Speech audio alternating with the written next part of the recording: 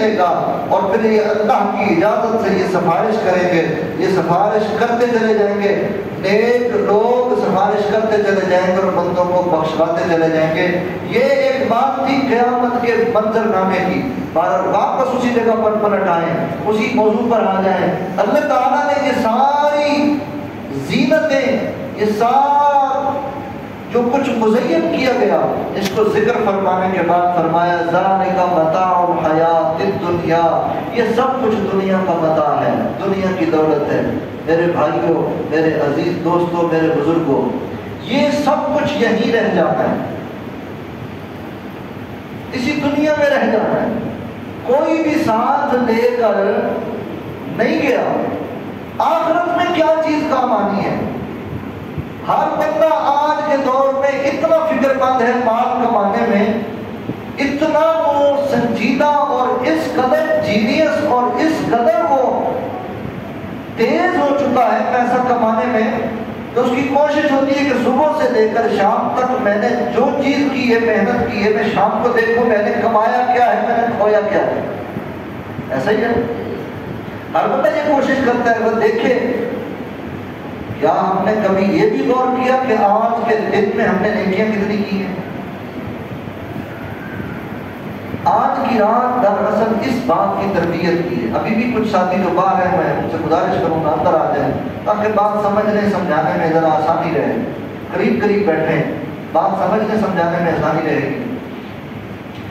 غور کریں، ہمارا وقت دن بدن گزرتا چلا جا رہا ہے، لمحہ بلمحہ ہم موت کے قریب ہوتے چلے جا رہے ہیں، لمحہ بلمحہ ہم قبر کے قریب ہوتے چلے جا رہے ہیں، اور جس طرح ہم زندگی گزار رہے ہیں وہ وقت کب آئے گا کہ جب ہمارے چہرے پر پوری سنت سجی ہو، ہمارے سر پر حضور کی سنت کے مطابق امامہ شریف رکھا ہوا ہو، اور اذان کا وقت اور ہمارے قدم صراط مستقیم پر چلتے ہوئے مسجد کی طرف آ جائیں، ہماری زبان کب سچ بولنے کی عادت اختیار کرے گی، ہماری آنکھیں کب حیا کا پردہ اوڑھیں گی، اور ہماری سماعتیں کب پاک ہوں گی، ہمارے دل کب پاکیزہ ہوں گے۔ یقین مانے ہم ایسی قوم بن گئے، ہمارے دل جتنے ٹیڑھے ہو چکے ہیں، شاید پہلے کبھی کسی کے اتنے دل ٹیڑھے نہ ہوں۔ یقین مانے اتنے دل ہمارے ٹیڑھے ہو چکے ہیں، پورا ملک اس وقت ایک عجیب سا منظر پیش کر رہا ہے، ایک عجیب سا ماحول ہے، مالا ماری کی کیفیت ہے۔ دوسرے کے مال پر ہم ایسے حق جتاتے ہیں، گلی محلے میں بچوں کے موبائل محفوظ نہیں ہیں، مسجد کے ٹینکی کے ساتھ لگا ہوا وہ گلاس محفوظ نہیں ہے، واش روم کی ٹوٹیاں محفوظ نہیں ہیں۔ ایسا ہے کہ نہیں؟ بازار میں دوسرے کی چیز کو ہم اپنی ملکیت سمجھتے ہیں، دھوکہ دینا، دغا بازی کرنا ہمارا پسندیدہ مشغلہ ہو گیا ہے۔ ہم اس کو اپنے لیے کوئی اعزاز اور فخر کی چیز سمجھتے ہیں، بات کرتے ہیں، وعدہ کرتے ہیں، جھوٹ بولتے ہیں، وعدہ کرتے ہیں، وعدہ کو وفا نہیں کرتے۔ اور اکثر یہ چیز بڑی معذرت کے ساتھ بڑے ادب سے آتا ہے، جو مکینک حضرات ہیں وعدہ کر لیتے ہیں کہ ہم فلاں ٹائم پر پہنچ جائیں گے، نہیں آتے۔ مستریوں کے اندر دیکھیں رزق کی حلال کیا چیز ہے۔ میں اکثر دوستوں سے یاد کرتا ہوں، ہماری دکان کا نام مدینہ جنرل اسٹور ہوتا ہے، ہماری مارکیٹ کا نام مکی مارکیٹ ہے، ہماری دکانوں کے اوپر نسبتیں لکھی ہوئی ہیں کہ ہم قادری ہیں، ہماری دکانوں پہ نسبت لکھی ہے ہم جناب چشتی ہیں، ہم سہروردی ہیں، ہم نقش بندی ہیں، نسبتوں کے ہم نے اتنے بڑے بڑے نام لکھے ہوئے ہیں، لیکن ہماری زبان پر صداقت نہیں آ رہی، ہمارے اعمال نہیں سنور رہے، ہمارا کردار نہیں سنور رہا۔ کیوں؟ زُيِّنَ لِلنَّاسِ حُبُّ الشَّهَوَاتِ مِنَ النِّسَاءِ، ان چیزوں میں اسیر ہو گئے اور ان میں مست ہو گئے، ہمیں بالکل اس چیز کا احساس نہیں پیدا ہو رہا۔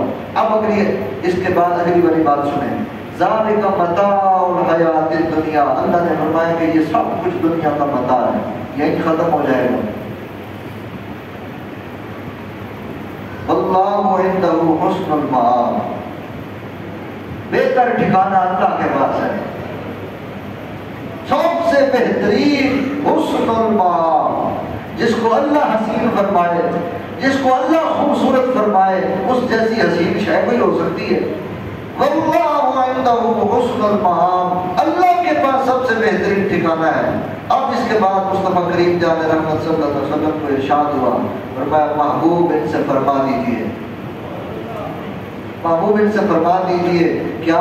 اب حضور نے دیکھیں کس انداز سے فرمایا، قرآن ہے، انداز بھی خوبصورت ہے، الفاظ بھی شاندار ہے، سوالیہ انداز میں، استفہامیہ انداز کے ساتھ پوچھا جا رہا ہے، قل أنبئكم۔